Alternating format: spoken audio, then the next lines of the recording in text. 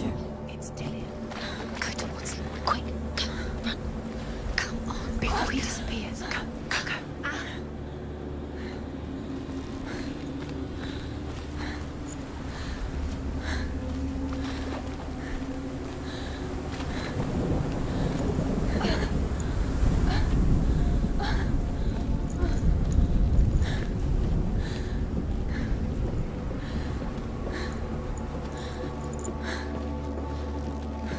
Before she first met him, she was not in a good place. Just a teenager, but not like the others. Barely functioning, she rarely left the house. Her father's in-bell made sure of that. Only occasionally did she venture out on her own, collecting firewood and herbs. Errands out in the Orkney Plains. That was her world. Like this one. Barren and lonely.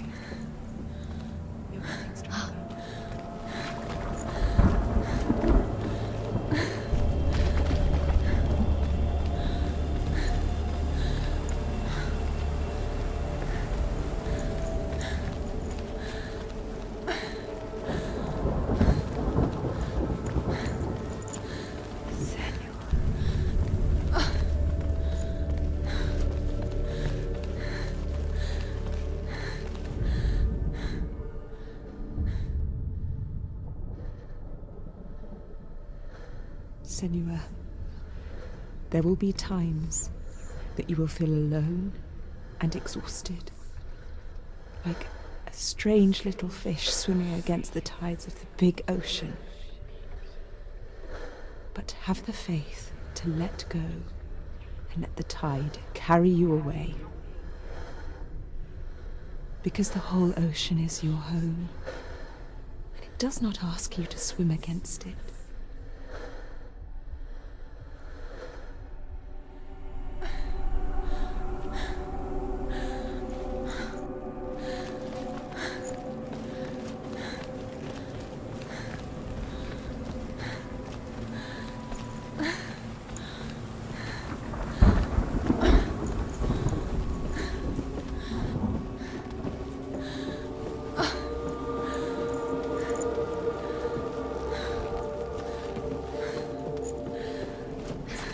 There he was.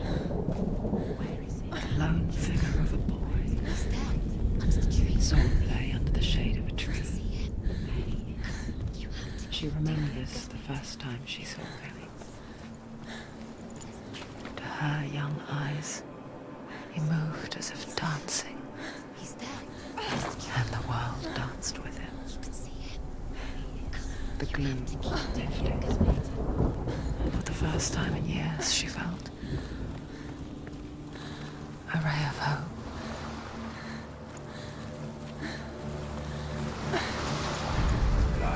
The Northmen tell of a great hero. His name is Sigmund. His father's hall was built around a great tree, and one day Odin comes and thrusts a sword into the tree, a gift to whomever can release it. Many try, but the sword only comes out on Sigmund's touch. His brother-in-law, King Siggeir, wants it, but Sigmund refuses him, so King Siggeir plots revenge.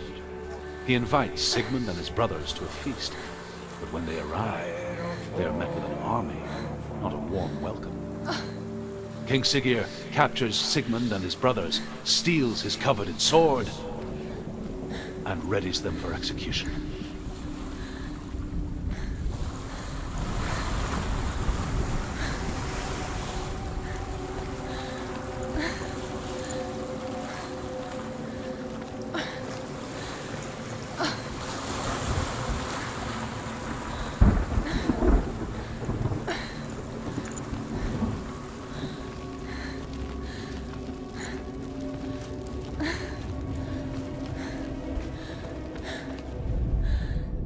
Death for Sigmund and his brothers seems certain.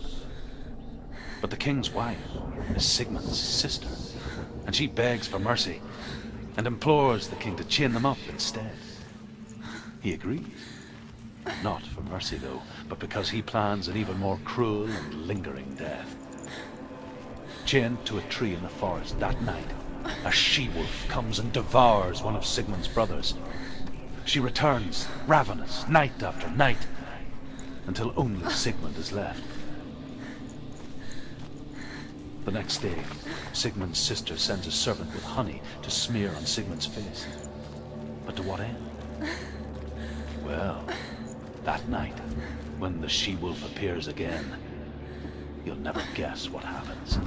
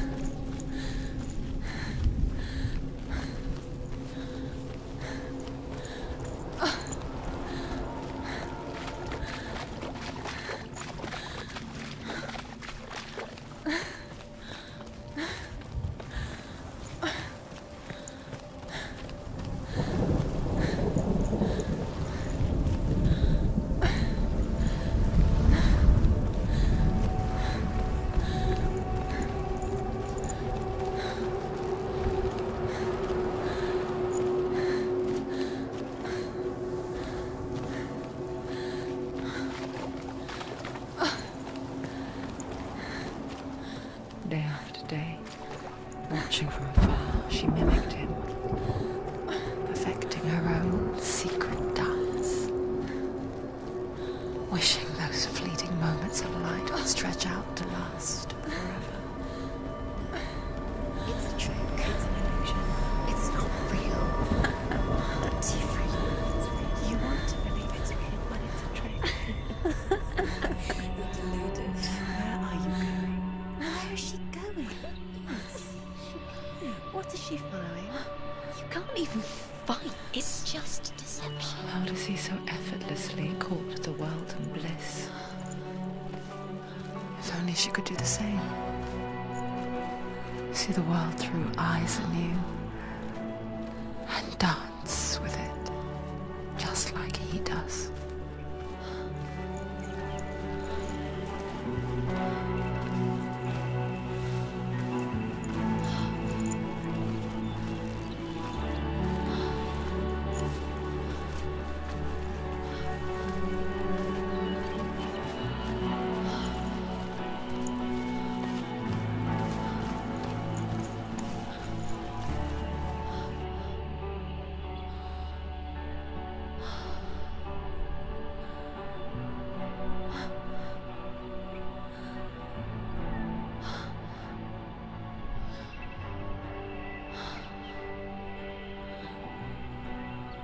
What's your name?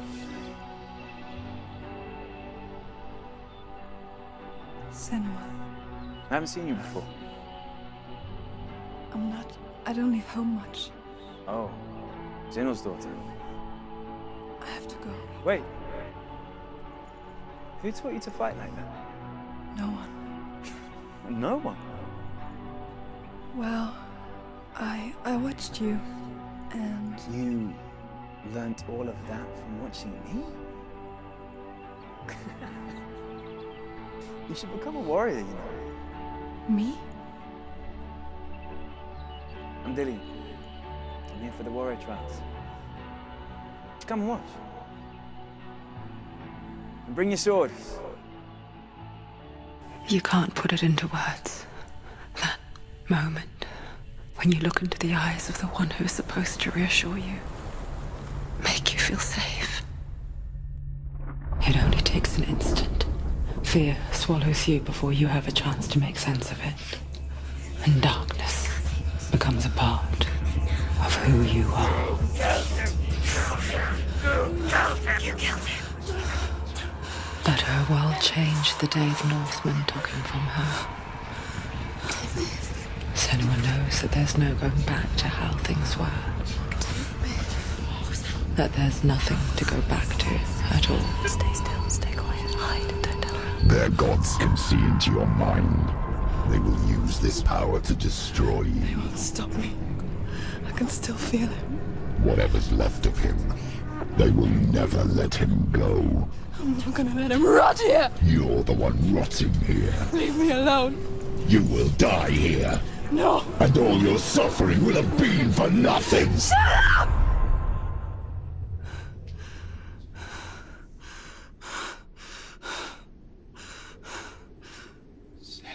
Dillian?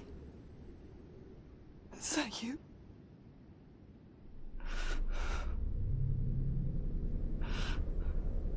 I'll find you, my love. I promise.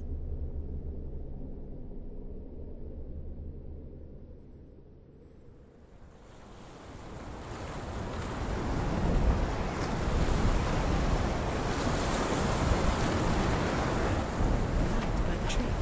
Can you see him? You want to believe him. Is he not real? Is he there? You're alone in these mountains. Is that Dillian? Nothing lives here. You won't survive. You met him by the tree. She met him by the tree. Maybe it's a sign, the tree. What's he trying to tell you? He's waiting for you by the tree.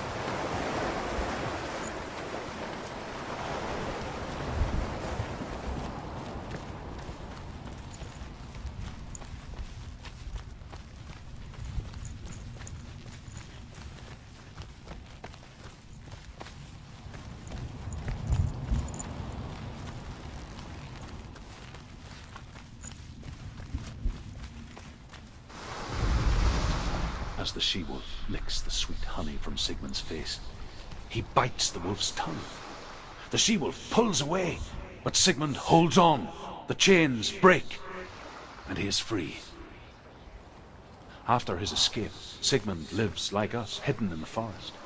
His enemy, King Siggeir, believing him dead, as his sister plots revenge. And for vengeance to succeed, even the great Sigmund needs help. So she sends her sons to him. But their blood is weak and corrupted, and they're put to death by Sigmund. So his sister hatches a new plan, one that is cold of heart and pure of blood.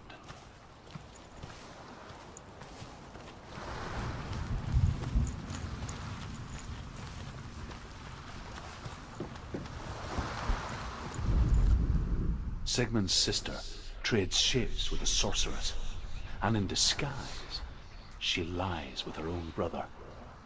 She gives birth to a son named Sinfjotli. After a time, she sends him to the forest to Sigmund. He tests the boy and finds him strong and fearless, and so they go to take their vengeance on King Siggeir. But luck is not on their side. They're captured, and Siggeir has them buried alive.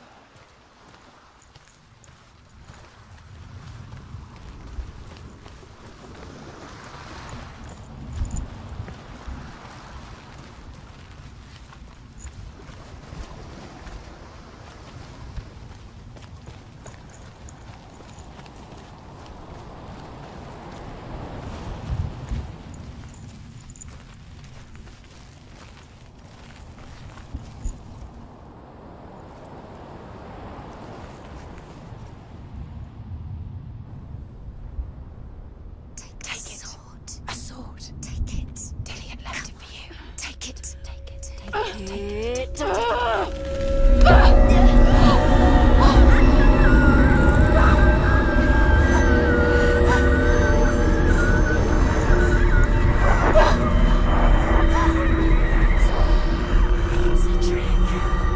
trick. It's ending. It's coming from there and there. Oh, what are they? Look, where's it coming from? She started something.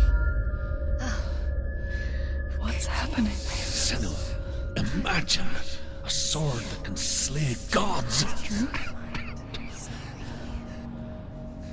Its name is Gramr. It was forged by the god of all Northmen, Odin, and gifted to Sigmund, a great warrior. I need this sword. It's important. Can you help me? The sword appears whole, but it is an illusion. It shattered into shards long ago. It is said a great warrior can reforge Gramr by answering the trials of Odin, one for each shard. The roots of the Tree of Death will take you to new lands where you will face the trials. Go to the shards. Go to the shard. Go to the shards. What's the shard? Find it. It's the metal runestones. It's in front of you. Find it. The metal. The runes. You need that sword. Go to the shard.